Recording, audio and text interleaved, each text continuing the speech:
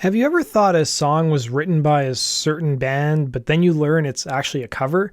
Well, you can't blame people for thinking that, especially when the cover is a lot more successful than the original, or in today's case, more successful than two separate original versions that were recorded approximately 10 years apart. In today's video, we're discussing the band Soft Cell and their hit cover of Tainted Love, but the song almost never became a hit in America thanks to a fumble by the record label. It later went on, interestingly enough, to set a Guinness World Record. We're going to talk about all of it in today's video.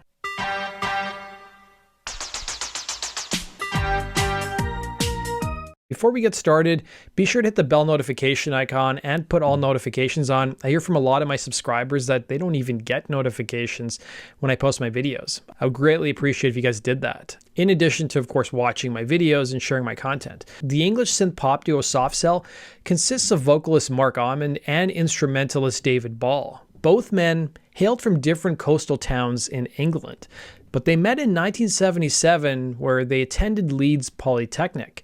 Almond was a year older than Ball and he was into performance art. He did one thing at school that was called mirror, which involved just himself, and well, I don't really need to say any more, but it provoked quite the reaction. Almond wanted a soundtrack to perform his art to, while Ball needed a singer for his electronic music, so they formed a synth-pop duo in 1979 by the name of Soft Cell. Soft Cell derived their name from a chapter titled Soft Cell in John Brunner's 1968 science fiction novel Stand on Zanzibar.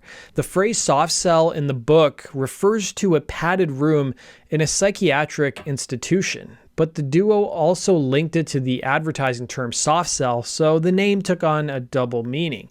Ball was influenced by the likes of Kraftwerk, Donna Summer, and Throbbing Gristle, and as we'll talk about in a bit, Northern Soul. They coupled their musical influences with their fondness for cabaret stage performances. Almond told Yahoo that before he went to Leeds Polytechnic, he was living in Southport near Leeds, where he worked at the Southport Theatre to make money to go to art college. He recalled, "You would get all these pantomime characters, drag queens, cabaret people, kind of transient people from these variety shows in the north of England. They'd be very, very seedy, inviting you into their caravan and things like that." He added that if people behaved this way today, they'd be Me Too'd very quickly.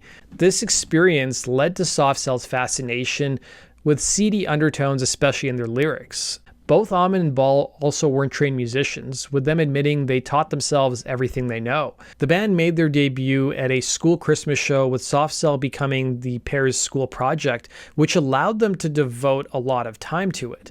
Ball recalled, "Marc was working at Leeds Playhouse in the daytime in the bar, then he was doing the coat checking at the Leeds warehouse in the evening. That's how he got the break." Ball at one point worked at an ice cream shop. It was through Almond's connections he was able to land the band gigs at different clubs. Soft Cell played their shows in a padded white cell with multicolored bars that gave it a cabaret kind of stage show. They did an initial recording, an EP titled Mutant Moments, which was released in 1980 and funded by a £2,000 loan from Ball's own mother.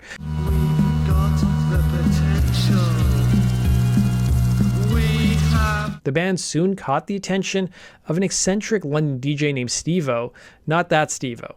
This Steve-O became their manager and signed them to his label Some Bizarre Records. The DJ asked the pair to record a song for his compilation record, which featured underground acts. The record also included Depeche Mode. Soft Cell contributed the song The Girl with the Patent Leather Face for the album. Leatherface tears pictures out of magazines, looks longingly. Soft Cell soon got the opportunity to issue their own single through Some Bizarre Records, which was distributed through Phonogram Records. Soft Cell released their first single, the disco-influenced Memorabilia, but the song was a commercial failure, despite finding an audience in dance clubs.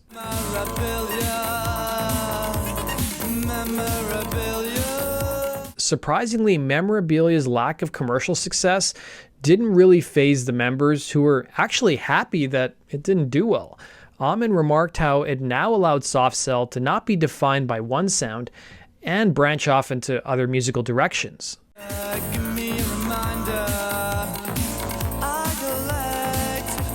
While the members were relieved, their label and distributor Phonogram wasn't.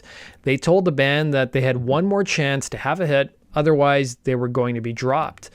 But the label also had their expectations in check, according to the members. The label hoped that the band could maybe develop a strong following in London and maybe have a hit in the upper echelons of the UK charts. Even being in the top 40, let alone the top 10, wasn't in the label's mind. They were hoping that maybe the single would peak in the top 80 or so.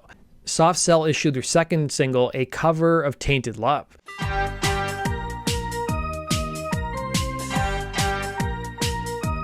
Tainted Love is a song that was originally written in the mid-60s by Ed Cobb, formerly of the American group The Four Preps. Cobb, for his part, wasn't just a musician, but he also became involved on the songwriting and production side as well.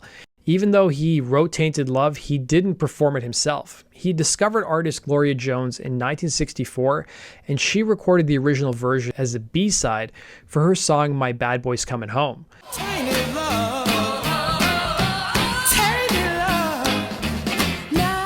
Cobb also ended up writing and producing Jones's hit single Heartbeat.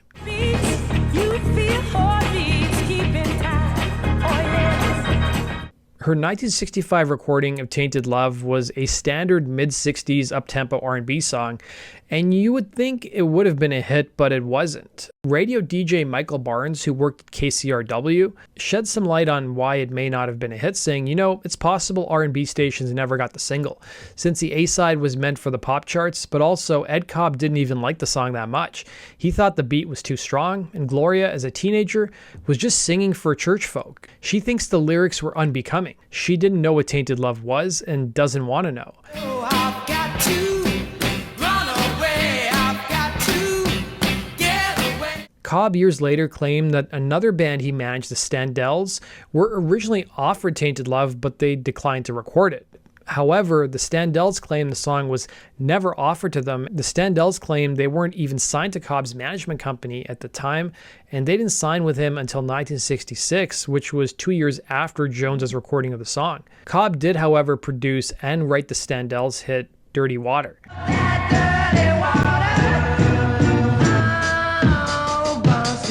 Gloria Jones ended up meeting T-Rex frontman Marc and became a backup singer for the group. She was even in a romantic relationship with the T-Rex frontman, and the pair had a son together. But sadly, the relationship came to an end in September of 1977. Jones was driving a car with Bolan in the passenger seat when it was involved in a car crash that took Bolan's life and seriously injured Jones. It was during the 70s, a British DJ named Richard Searling was on a trip to the United States. It was said that the DJ was combing over a warehouse of discontinued and discarded Soul 45s. As he was leaving, he found one record on the floor of a freight elevator. It didn't even have a sleeve. It was just a record that was a little worse for wear. It was the Gloria Jones single with Tainted Love on it. Upon returning home, he started spinning it at the UK's Northern Soul Club scene, which played music from American soul and R&B artists in the early 70s. DJ Michael Barnes told KCRW, "The north of England did not have a reputation for being the happening spot or a place where people wanted to go. It was pretty grim life for many of the working class youth who, when the weekend came, they wanted to party, literally all night until the dawn. And these songs became their soundtrack. People would travel miles to go to a particular spot to hear particular DJs, and the more obscure the records, the greater the reputation. It was here that Tainted Love became a hit in the club scene by 1973. Don't really want any love from me to make things right. You need Word of the song's popularity traveled back to Jones, who cut a new version of the song in 1976 with Marc producing it. I've got to run away. I've got to get away.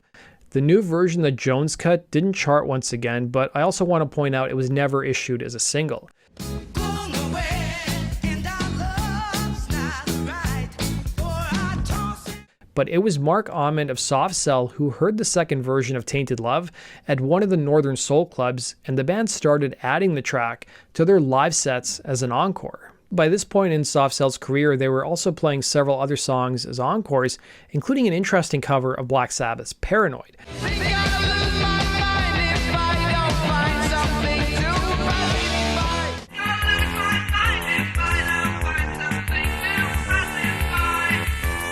Almond told The Guardian what spoke to him about the song, stating, "I love the title and opening line. It summed up how I felt. It was 1981 and I was 21, already feeling world-weary after some love affairs.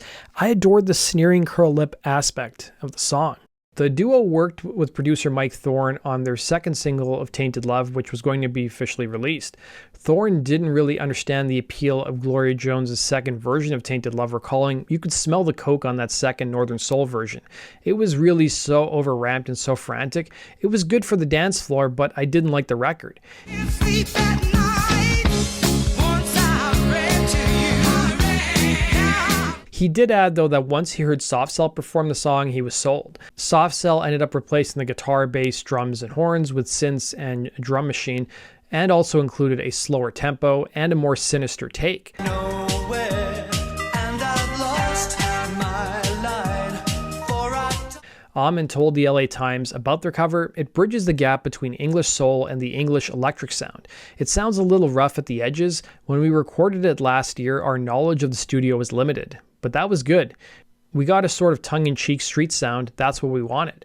Released on July 7th, 1981, Tainted Love took 2 weeks to make an appearance on the UK singles chart, initially appearing at number 62.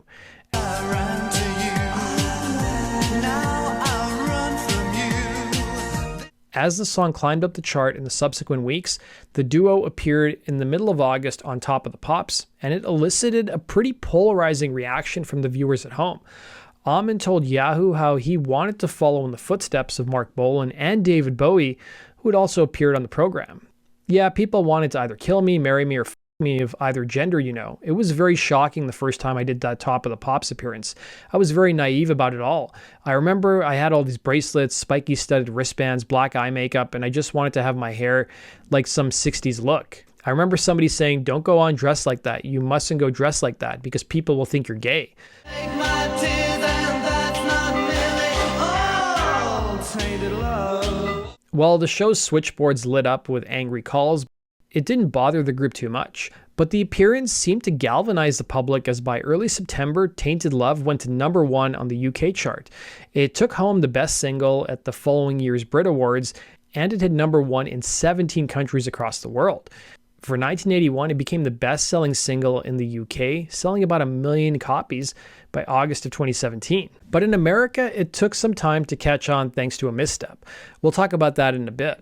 Soft Cell followed up their single with releasing their debut record, Nonstop Erotic Cabaret, on November 27, 1981. The album's name was taken from a neon sign the members saw in London in the sleazy Soho district. The album was recorded with producer Mike Thorne in New York City, and the city that never sleeps had a huge impact on the musicians, with Ball telling an interviewer, "The interesting thing was you'd get bits of the disco scene there, and the punk thing was still going. It had started in the late 70s with Studio 54, which was playing disco, and CBGB's playing punk, and there was still that mixture, that energy was still there. There was a post-punk thing and a hardcore club thing going on, and that influenced us a lot." Ball, meanwhile, added to Q Magazine, "Making the first album in New York, we wanted to go to Danceteria or Paradise Garage every night after we'd finished in the studio. Ecstasy was a new drug on the scene, and we took a lot."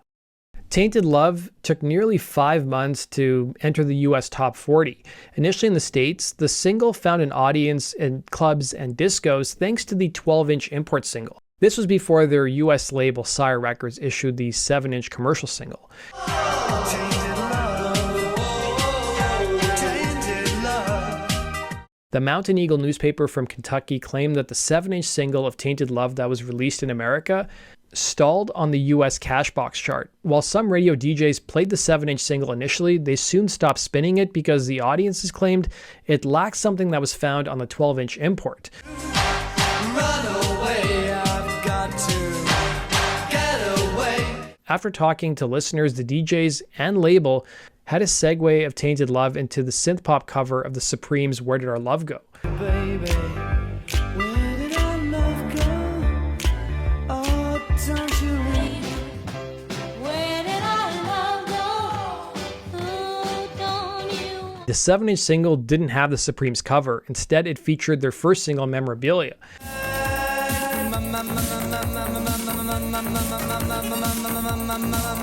Their label Sire Records ended up remixing the 7-inch single to include the cover of Where Did Our Love Go and reissued it, and the song got a huge response. But interestingly enough, Tainted Love was never a #1 hit in America, but it was a top 10 song. It peaked at number 8. However, it went on to set a Guinness World Record at the time for the longest consecutive stay by a single on the chart. By 1982, the average length of time that a single spent on the chart was around 12 weeks. Tainted Love spent an astounding 43 weeks on the US Billboard Hot 100 chart.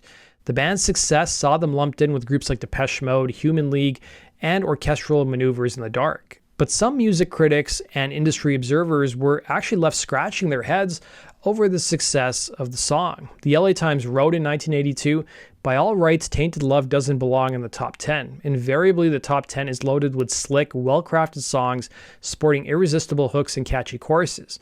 Offbeat tunes like Tainted Love almost never make it that far." Meanwhile, another publication wrote that Tainted Love ever became a top 10 hit at a time when the charts were dominated by well-crafted, slickly produced tunes from Toto, Fleetwood Mac, and REO Speedwagon is a miracle in itself. Despite all the success the band had, they made very little money off the song since they didn't write it.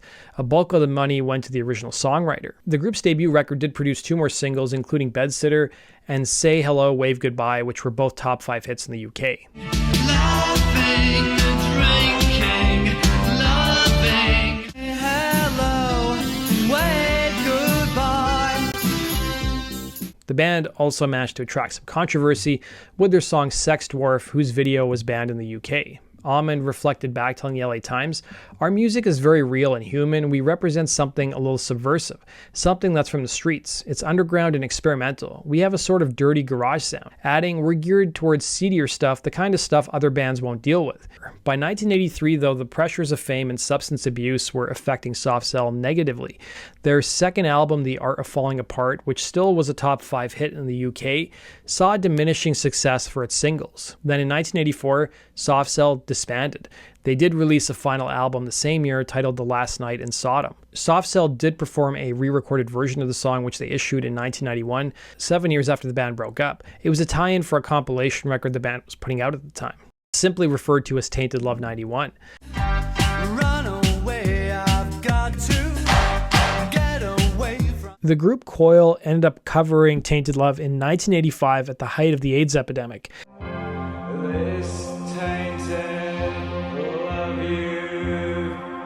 The song took on a new meaning for some as a reflection of the times. Profits from the song were donated to AIDS research. In August of '85, Coil's video was featured at an exhibition held by the Museum of Modern Art in New York City. Tainted Love would go on to be covered again by Marilyn Manson and be featured in Rihanna's 2006 hit SOS. Sometimes I feel I've got to run away. When just when thought of you comes up, and I'm aggressive, just when thought I'm closing up. Manson's cover became a top 10 hit on the charts in the UK. It also peaked within the top 10 throughout the rest of Europe, including Austria, Denmark, Germany, Italy, and Norway. In 2001, Soft Cell ended up reuniting for a tour, followed by the release of a new album. And over the last 2.5 decades, they've been putting out music in addition to touring. That does it for today's video, guys. Thanks for watching, and we'll see you again in Rock and Roll Stories. Take care.